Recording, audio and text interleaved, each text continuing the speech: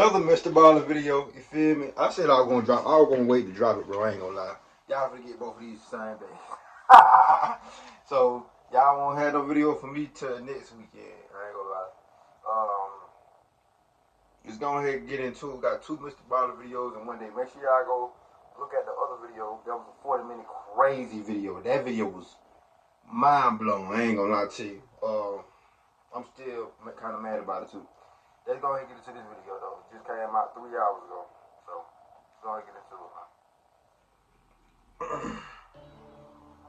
On the morning of August 30th, 2001, a middle-aged police sergeant named Alan McGregor drove with his partner, Officer Mark David, towards the Huron National Forest, which is a massive nature preserve in northern Michigan. The two of them were on the way to this forest to meet with a very unlikely detective, who McGregor believed might actually be the key to solving a case that had haunted him for the last 21 years. And that case was the disappearance of Cherita Thomas. Back in 1980, Cherita Thomas had been walking down the road, located about 1 mile away from the police station where Sergeant McGregor worked, when she had gotten into the car with this older man who had come by to pick her up.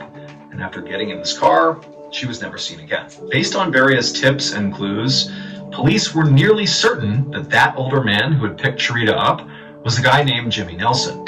And their theory was he had murdered Cherita shortly after picking her up, and then afterwards disposed of her body in a particular section of the Huron National Forest. But the problem was, the police did not have any actual evidence that supported this theory. Their case against Jimmy was entirely circumstantial.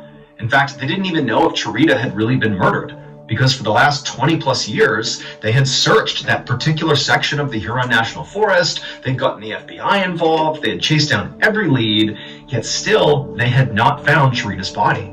So they really didn't know what happened. But as Sergeant McGregor neared the forest, he hoped that today would be the day that all changed. He pulled up by the entrance of the Huron National Forest, and he and his partner got their first look at their unlikely detective they were here to meet. And this detective was a Doberman Pinscher mix with big floppy ears who was lying on the ground and panting and wagging his tail. His name was Eagle, and he didn't look like a stereotypical police dog because he wasn't a police dog. However, Eagle was the best crime scene sniffing dog in the entire world. His trainer, a 40-year-old woman named Sandra Anderson, was standing right beside him. Now, Sandra and Eagle were very famous in law enforcement circles, and so Sergeant McGregor and his partner were already well...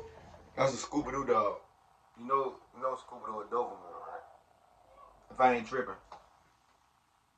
My favorite cartoon. Sandra had actually adopted Eagle from a pound shortly before he likely would have been euthanized. And then after she adopted him, Sandra, who had made a career in teaching dogs how to sniff for cadavers, just sort of naturally on her off time, began training Eagle how to do it too.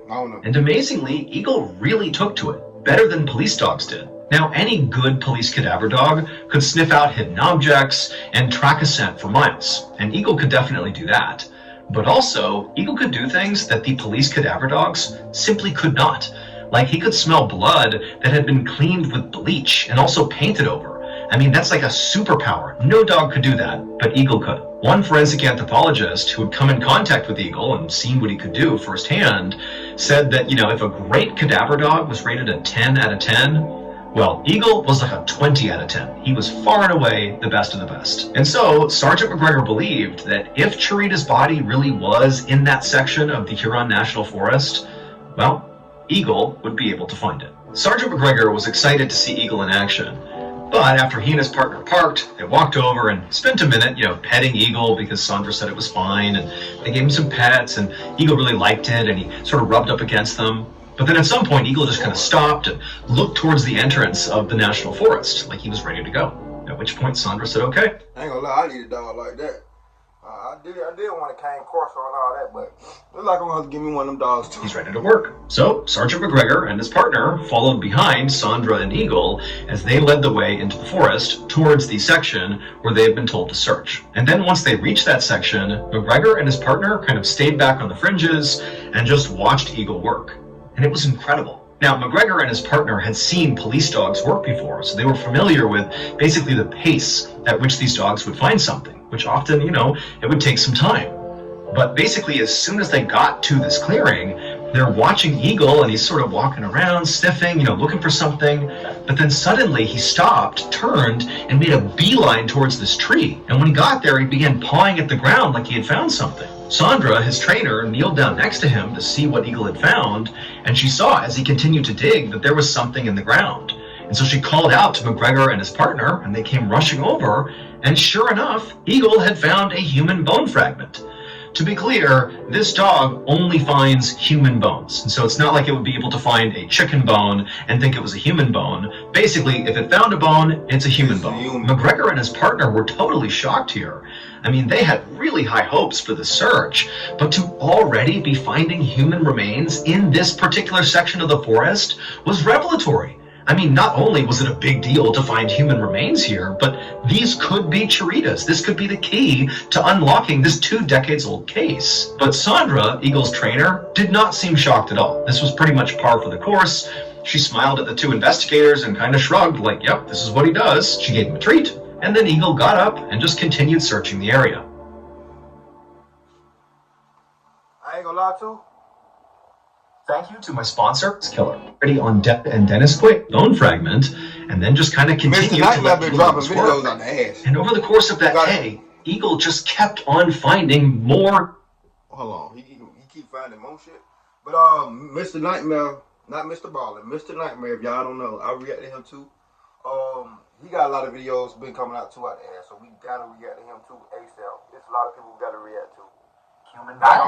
It was truly incredible. And then the next day, when they came back for a second search, Eagle found even more. It was like there were human bones all over the place. However, this was actually kind of typical for human remains that have been left out in the wild for a long time, like they believe Chiritas had been. The idea is, after the body is left there and decomposes, animals come along and break apart the bones and kind of carry them in different directions. There's weather, there's a bunch of things that affect the body that sort of gradually takes it and spreads it all over the place. But as alarming as it was to find this many human bone fragments in such a small area in this forest, at the end of that second search on the second day, McGregor, all he could feel was elation. He felt like Eagle had done the exact thing he was hoping he would do. He had found the remains that very likely were Chirita Thomas's. McGregor thanked Sandra and Eagle profusely for their help, and then after saying bye to them, he and his partner went back to the station, and they sent off the bone fragments to the FBI to be analyzed. And then after sending them off, they waited. The analysis would take several months, but in February of 2002, the FBI finally called McGregor. Now at this point, McGregor was very hopeful and sort of expected that these bone fragments would belong to Chirita, but what they actually said shocked him, because according to the FBI, those bone fragments that Eagle had dug up did not belong to Chirita. In fact, the bone fragments didn't even belong to a single person. They belonged to 3 different people. And when McGregor heard this, his blood ran cold, because he wasn't thinking, oh boy, this totally blows up the case. Instead, he's thinking, I bet Chirita is out in that forest. We just haven't found her yet, and if we keep using Eagle, we will find her. But now I have at least 3 more people that have been found out there, 3 dead people. So maybe Jimmy is way worse than I thought he was. Maybe he didn't just kill Chirita. Maybe he's a serial killer and he's dumping his bodies in that part of the forest. However, as explosive as this new information was, it only made things way more complicated for McGregor, because he and his partner and all of his colleagues had no idea who these 3 new bodies were. And neither did the FBI. The FBI could only determine that these bone fragments came from 3 different people, but who they were, they didn't know. And so, to try to figure out who these 3 people were, Sergeant McGregor would need to find more clues. And to find more clues, he needed Eagle to go back to the forest and keep on looking. And so he immediately reached out to Sandra, who said that she and Eagle would come back out there and search the forest. I bet that dog tired of goddamn sniffing and shit. Together. The new search began on April 17th, 2002. McGregor, his partner, Sandra, Eagle, and a whole bunch of police officers and crime lab technicians descended once again on that same section of the Huron National Forest. But after a kind of lengthy search that day, the police officers, the entire police force that showed up, they didn't find anything of note.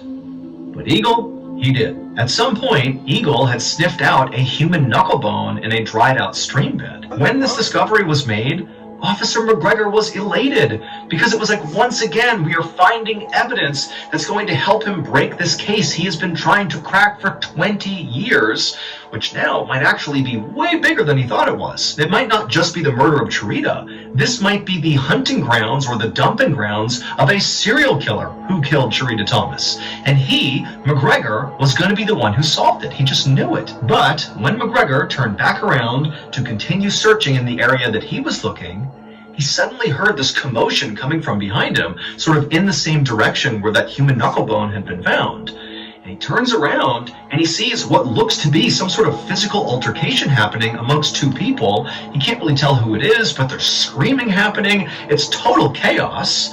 And so, having no idea what was going on, McGregor abandoned his search, turned, and ran to go break it up. And after this fight was broken up, another major discovery was made. But it was not another bone. It would turn out the person who was dumping bodies in this section of the Huron National Forest was not a serial killer, nor was it Jimmy Nelson. Instead, the real culprit was actually one of the investigators who was out here doing this search right now. Eagle was not the world's greatest cadaver-sniffing dog. In fact, Eagle was not even a cadaver-sniffing dog at all. And his trainer, Sandra, was well aware of that, because this was all a big act. It would turn out, when Sandra and her dog were called out to a site to perform a search, Sandra would show up with a stash of human bones tucked into her clothing, right up against her skin. And then once the search began, she would discreetly pull little bone fragments out and drop them on the ground in front of Eagle, who would immediately notice them and alert people to them, making it seem like Sandra and her dog had once again saved the day. Sandra did this dozens of times across dozens of searches all over the country, all because she loved the thrill of watching the police discover her crimes in real time. Sandra had been successfully searching for body parts that she herself had planted for years without anybody being remotely suspicious of her. However, during the search for Cherita Thomas, Sandra got caught. Right before that fight broke out on that last search, Sandra and her dog had stepped off to the side and believed nobody was watching them, and Sandra bent down and pulled a bone fragment out of her sock and was about to place it, but then realized a crime lab technician was clearly watching her. She had been caught. And so the crime lab technician went up to Sandra to call her out on it, and Sandra, who knew she was caught, began to panic and pretended that she was being attacked by the crime lab technician and made a whole scene about it. That's what McGregor heard when he turned around and wondered if there was a fight going on. There was no fight. It was just Sandra, again, being caught red-handed. But, as awful as Sandra's actions sound, she didn't actually kill anyone. Instead, during her years-long run of fraudulent searching, she had been stealing pieces of medical center cadavers and using those. Sandra ultimately pleaded guilty to multiple felonies, including falsifying evidence and obstruction of justice. And so she was sentenced to 21 months in prison. After she was caught, the FBI had to go back and reevaluate 50 murder cases that Sandra and Eagle had been involved in. Luckily, though, during this examination, they discovered that in all of these cases, they did not hinge on evidence that Sandra had found. And so there were no convictions that were overturned. As for Jimmy Nelson, he was eventually convicted of Cherita's murder. However, his conviction was overturned. But it had nothing to do with Sandra and Eagle. The evidence used to overturn it was completely separate. And so to this day, we still don't know what happened to Cherita, and her body has still not been found. As for Eagle, nobody was mad at him, and he retired from working crime scenes and got as many treats. I don't give a fuck about Eagle. I ain't gonna lie, this crazy story. She just did all that just to get some clout. I ain't gonna lie, this is a little simple story, you feel me? But y'all gotta make sure y'all go check out my last video. I just did like today. You know what I'm saying? It's gonna be, it should be popping up right now.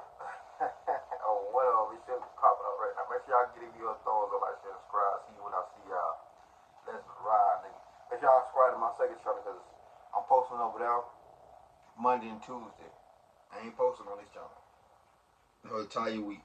You know what I'm saying? So, see you when I see y'all. Let's ride, nigga.